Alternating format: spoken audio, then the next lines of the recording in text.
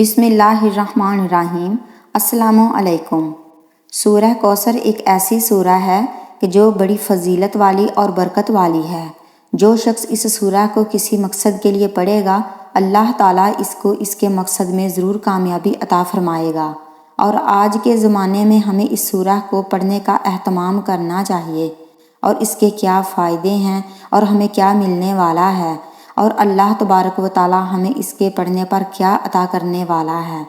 اگر آپ چینل پر first time آئے ہیں تو میرے چینل کو سبسکرائب کر دیں، ویڈیو کو لائک اور شیئر کر دیں۔ اگر آج ہم نظر اٹھا کر دیکھتے ہیں کہ جن کی اولاد نہیں ہے یا جو اولاد کی نعمت سے محروم ہیں، ان کے دشمن بنے ہوئے ہوتے ہیں، ان کے حاسدین ہوتے ہیں، اور ان کا دنیا میں جینا اتنا مشکل ہوتا ہے کہ جس کی کوئی انتہا نہیں۔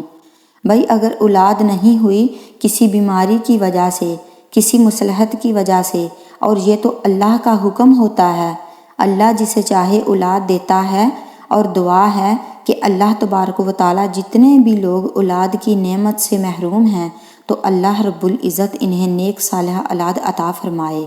یہ ہماری دعا ہے، آپ بھی ہماری دعا پر آمین ضرور کہیں۔ جتنے بھی لوگ بے اولاد ہیں، اللہ انہیں نیک اولاد عطا فرمائے۔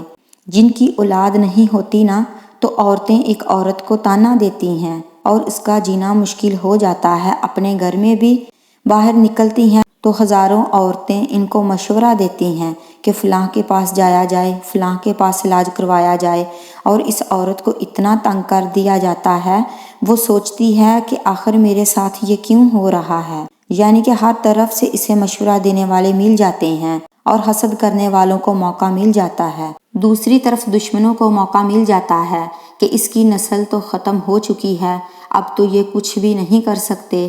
اس طریقے سے جس شخص کی اولاد نہیں ہو رہی، اس کے لیے گھر میں بھی جینا بہت مشکل ہو جاتا ہے اور باہر بھی۔ جو مرد اور جو عورت اولاد کی نعمت سے محروم ہیں، وہ یہ سورہ پڑھا کریں، جتنا موقع مل سکے، جتنی مرتبہ آپ پڑھنا چاہیں آپ اس سورہ کو پڑھیں۔ اس میں ایک تو اللہ تبارک و تعالیٰ نے زبان بند کرنے کی طاقت رکھی ہے۔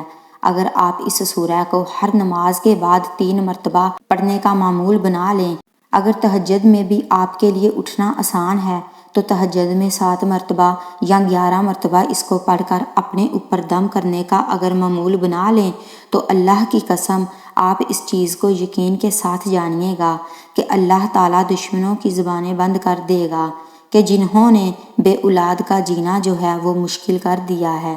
بجائے اس کے کہ اس کے لیے دعا کریں، ان کو تسلی دینی چاہیے یا ان کے سامنے اپنی زبان کو خاموش رکھنا چاہیے۔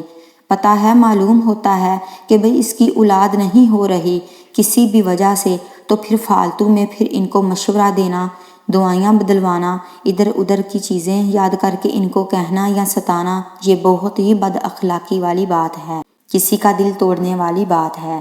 اللہ سے دعا کریں کہ اللہ آپ کو بھی نیک صالحہ اولاد عطا فرمائے۔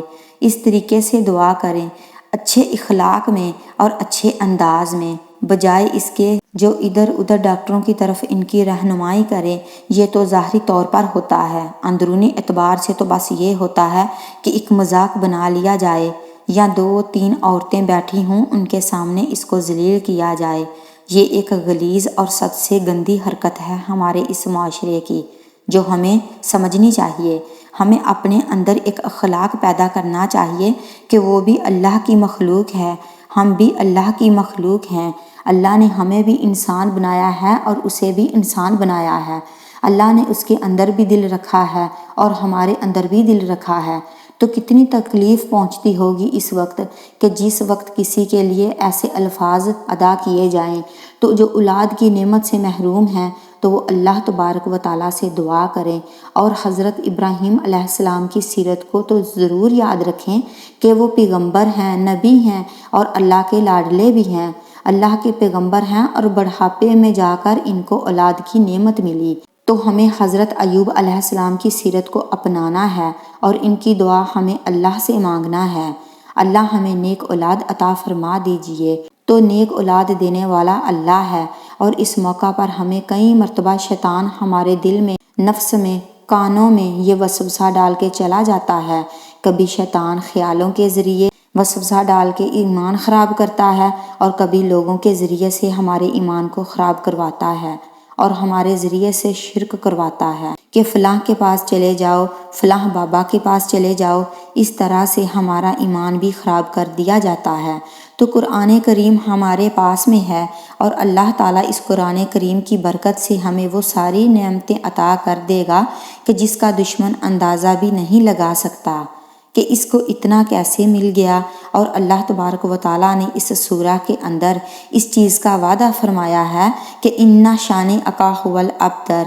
حضور اکرم صلی اللہ علیہ وآلہ وسلم کے جب بیٹے کا انتقال ہو گیا تھا تو اس وقت پر کفار و مشرکین نے بڑا طعنہ دیا تھا۔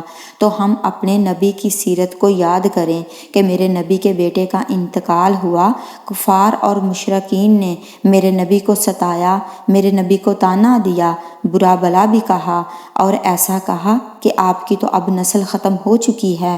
تو ہمیں نبی کریم صلی اللہ علیہ وآلہ وسلم کی سیرت کو یاد کرنا کہ میرا اللہ مجھے بھی ایسی اولاد دے گا کہ جو میرا نام روشن کرے گی، اور میں قرآن کریم کو مضبوطی کے ساتھ تھام کر رہوں گا یا رہوں گی کہ مجھے اپنا ایمان خراب نہیں کرنا، اور اللہ تبارک و تعالیٰ پر بھروسہ رکھنا ہے کہ اولاد دینے والا بھی وہی ہے اور لینے والا بھی وہی ہے۔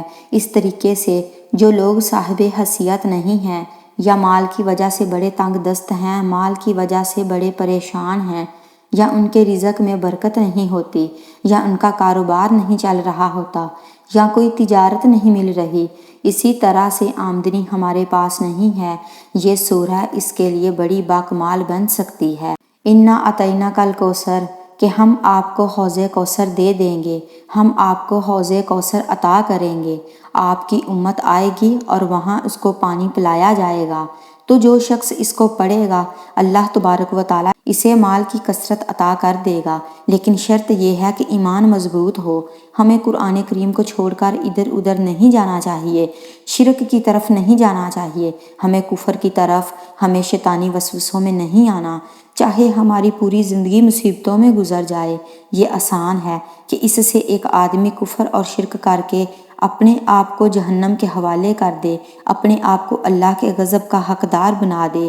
یہ جو ہے بڑا خطرناک عمل ہے کہ شرک سے بچنا ہے، اپنے آپ کو قرآن کریم سے جوڑ کر رکھنا ہے۔